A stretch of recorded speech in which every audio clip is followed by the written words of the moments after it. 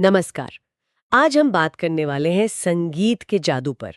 कैसे ये हमारे मूड, हमारी सोच अ, सब पर असर डालता है कि क्या संगीत इतना पावरफुल है कि वो जंगली जानवरों को भी शांत कर दे।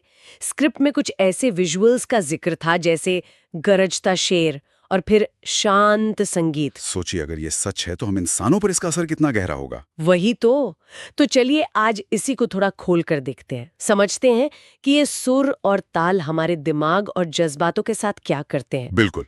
तो पहली बात जो सामने आई वो ये कि जब हम संगीत सुनते हैं तो सिर्फ कान नहीं सुनते। नहीं, बिल्कुल नहीं। स्क्रिप्ट में वो ब्रेन स्कैन्स दिखाए थे ना, जी। जैसे पूरा का पूरा दिमागी इसमें शामिल हो जाता है। कई हिस्से एक साथ एक्टिवेट हो जाते हैं। हाँ, ये बहुत दिलचस्प है।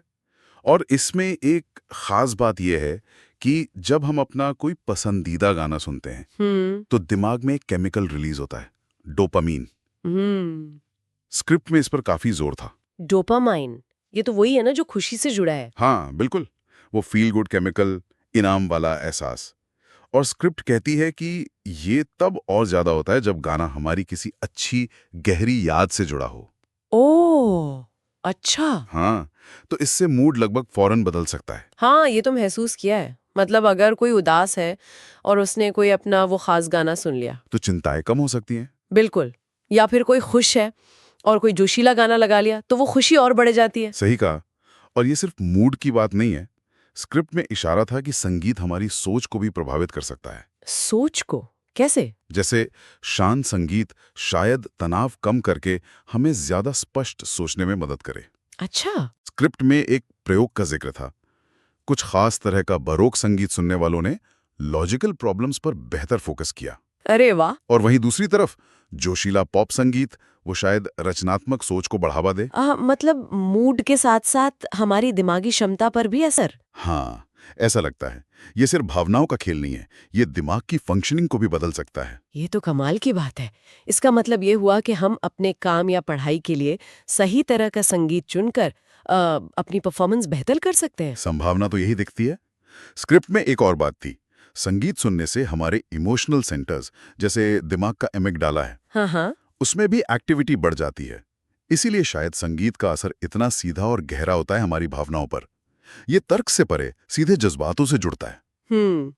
तो ये लॉजिक से ज्यादा इमोशन वाला कनेक्शन है। ज्यादातर। तो स्क्रिप्ट में एक प्रैक्टिकल सुझाव भी था फिर, कि जब मन ठीक न हो या उदास लगे। हाँ, कि अपने पसंदीदा गाने सुने, एक तरह की इमोशनल फर्स्ट एड किट बनाने जैसा। अच्छा आइडिया है। मतलब अलग अलग मोड के लिए अलग प्लेलिस्ट्स, उदासी के लिए कुछ सुकून वाले गाने, या फिर कसरत के लिए जोश भरने वाले ट्रैक। अपने मानसिक माहौल को खुद कंट्रोल करना एक तरह से। सही है। संगीत सिर्फ बैकग्राउंड में बजने वाली चीज नहीं है। नहीं, ये एक एक्टिव टूल बन सकता है अपनी भावनाओं और यहाँ तक कि सोच को भी साधने का। तो कुल मिलाकर सार ये है कि संगीत सिर्फ मनोरंजन नहीं है। ये हमारी भावनाओं को मैनेज करने, मूड सुधारने और शायद शायद हमारी सोच को भी तेज करने का एक शक्तिशाली तरीका है। हाँ, और इसका आधार हमारी ब्रेन केमिस्ट्री में है, जैसा हमने डोपामाइन की बात की। बिल्कुल। और यहाँ एक विचार छोड़ जाते हैं। अगर हम सिर्फ यूं ही संगीत सुनने के बजाय थोड़ा सोच समझकर चुने, मतलब खास मौकों के लिए, खास कामों के लिए या खास भावनाओं से निपटने के लिए खास तरह का संगीत। तो क्या ये सिर्फ उस पल के मूड को ही नहीं, बल्कि लंबे समय में हमारे नजरिए को या चुनौतियों से निपटने की हमारी क्षमता को, यहाँ तक कि हमारी क्रिएटिविटी को भी आकार दे सकता है?